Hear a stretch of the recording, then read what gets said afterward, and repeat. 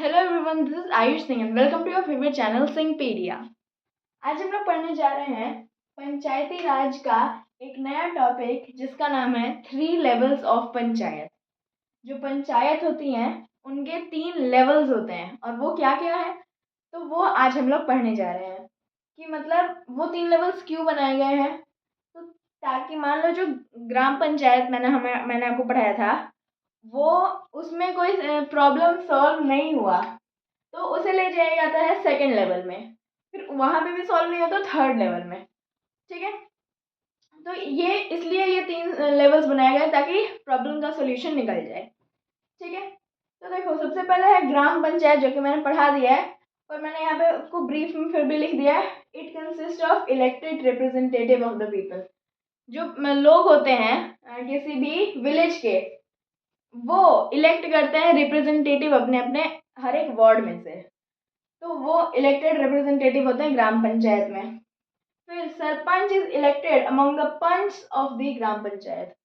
जो सरपंच होता है वो पंच के अमंग ही, पंच में जैसे मान लो ये रिप्रेजेंटेटिव्स इलेक्ट हुए, उनका नाम हो गया पंच। अब जितने भी पंच होंगे उसमें फिर से इलेक्शन होगा जिसमें इलेक्ट होगा सरपंच। तो यही दिया है, sarpanch is elected among the panch, panch के अंदर से ही एक सरपंच आता है। Accountable for all its action to the gram sabha. अब जो भी ये काम करेगा ग्राम पंचायत, उसका जवाब देना पड़ेगा उसे ग्राम सभा को कि ये क्यों किया गया। ठीक है, क्योंकि मैंने आपको बताया था कि ये जो है गलत काम करने से रोकता है ग्राम सभा ग्राम पंचायत को। ठीक है, तो इसलिए वो अकाउंटेबल यानी कि उसे जवाबदेही बनना पड़ेगा, आंसरेबल भी बोलते हैं जिसे। और फिर हमारा सेकंड लेवल आता है। अगर यहाँ पे इस जगह पे ग्राम पंचायत में कोई प्रॉब्लम नहीं सॉल्व हुई तो वो कहाँ लेके जाएगा, पंचायत समिति में, या फिर इसी को हम लोग कौन नाम से जानते हैं, जनपद।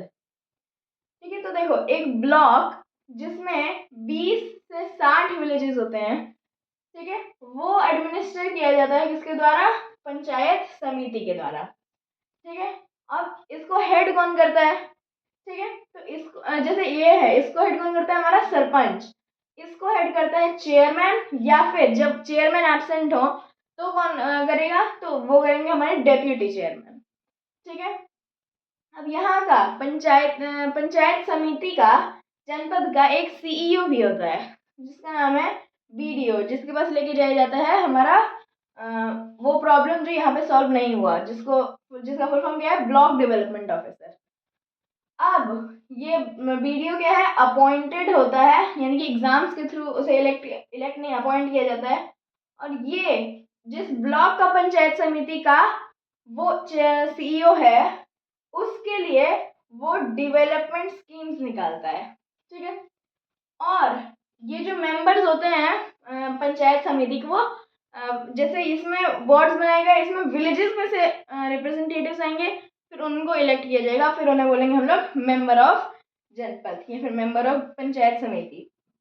और वो मेंबर होते हैं इलेक्ट 5 साल के लिए। ठीक है, its members are elected for a tenure of 5 years। हमारा जो टॉप मोस्ट लेवल है, ठीक है, पंचायत का, वो क्या है, जिला परिषद। अब मान लो यहाँ से बीडीओ के पास गया, वहां पे भी सॉल्व नहीं हुआ, तो उसे लेके जाया जाएगा एसडीओ के पास। अब वो क्या होता है हम लोग देखते हैं। तो देखो, the whole district is administered by the zila parishad. ये विलेज को एडमिनिस्टर करता है ग्राम पंचायत। जनपद जो है हमारा वो ब्लॉक को एडमिनिस्टर करता है। और जिला परिषद हमारे पूरे डिस्ट्रिक्ट को, जिसके अंदर वो ब्लॉक्स एंड विलेजेस हैं, उस पूरे डिस्ट्रिक्ट को करता है हमारा कौन, एडमिनिस्टर, तो जिला परिषद। अब इसके भी हेड होते हैं। ठीक है, इसके हेड कौन है, तो प्रेसिडेंट, या और जब प्रेसिडेंट एब्सेंट हो तो कौन, वाइस प्रेसिडेंट। ठीक है, प्रेसिडेंट या फिर वाइस प्रेसिडेंट होते हैं किसके, जिला परिषद के। और इसके कौन, चेयरमैन और डेप्यूटी चेयरमैन। अब इसके भी सीईओ, सीईओ मतलब क्या होता है, चीफ एग्जीक्यूटिव ऑफिसर। ठीक है, तो ये जो सीईओ है इस जिला परिषद के कौन है, तो वही एसडीओ। मतलब सरपंच से सॉल्व नहीं होता कहाँ लेके गया, बीडीओ के पास। बीडीओ से भी सॉल्व नहीं होता किस पास लेके गए हम लोग, एसडीओ के पास, स्टेट गवर्नमेंट ऑफिसर। ये भी अपॉइंटेड होता है और ये भी उस ब्लॉक, उस डिस्ट्रिक्ट के लिए जिसके जिला परिषद के सीईओ हैं, वो उसके लिए क्या था, डेवलपमेंट स्कीम्स निकालते हैं। ये मतलब दोनों का काम सेम है, इसका भी काम सेम ही है। ठीक है, ये भी डेवलपमेंट स्कीम निकालता है, पर वो मैंने आपको ग्राम पंचायत वाले वीडियो में पढ़ा दिया है। ठीक है, चेयरमैन ऑफ पंचायत, अब ये पंचायत समिति, जो पंचायत समिति की चेयरमैन है ना, वो भी जिला परिषद के पार्ट होते हैं। ठीक है, जनपद में जो हमने पढ़ा चेयरमैन और डेप्यूटी चेयरमैन, वो वही जिला परिषद में कहलाते हैं ex officio members, ex officio members. ठीक है, अब जिला परिषद में कितने मेंबर्स होते हैं, तो कम से कम 50 होंगे, या ज्यादा से ज्यादा कितने होंगे, हमारे 75 मेंबर्स होंगे। 50 to 75 इतने मेंबर्स होते हैं हमारे जिला परिषद में। ठीक है, और फिर seats are reserve for the SC ST OBC and women।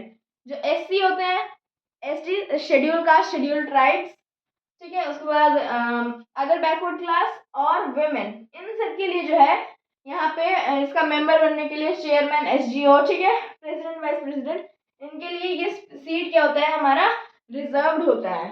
ठीक है, तो जैसे इस डायग्राम में हम लोग को इसका पूरा समझ में क्या आ रहा है, सबसे नीचे वाला लेवल कौन सा, हमारा ग्राम पंचायत, उसके थोड़ा सा ऊपर गए दोनों के बीच में पंचायत समिति, या फिर इसको क्या बोलते हैं हम लोग, जनपद।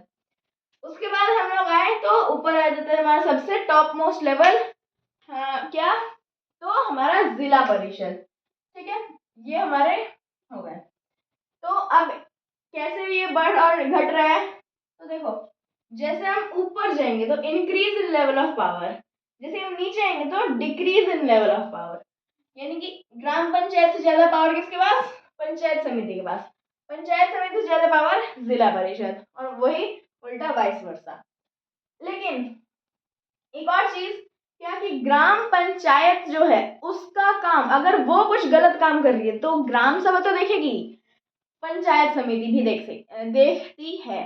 ठीक है, और अगर पंचायत समिति कुछ गलत काम कर रही है तो वो जिला परिषद, जिला परिषद तो स्टेट गवर्नमेंट, स्टेट गवर्नमेंट तो सेंट्रल गवर्नमेंट, ऐसे ही होता है हमारा ये पूरा कंट्री एडमिनिस्टर और विलेजेस पंचायत एडमिनिस्टर। ठीक है, तो ये था हमारा आज का टॉपिक, 3 लेवल्स ऑफ पंचायत, जिसमें हमने पढ़ा ग्राम पंचायत, जनपद और पंचायत समिति, और हमारा जिला परिषद। ठीक है, तो आई होप कि आपको ये तीनों लेवल्स ऑफ पंचायत समझ में आ गए हो।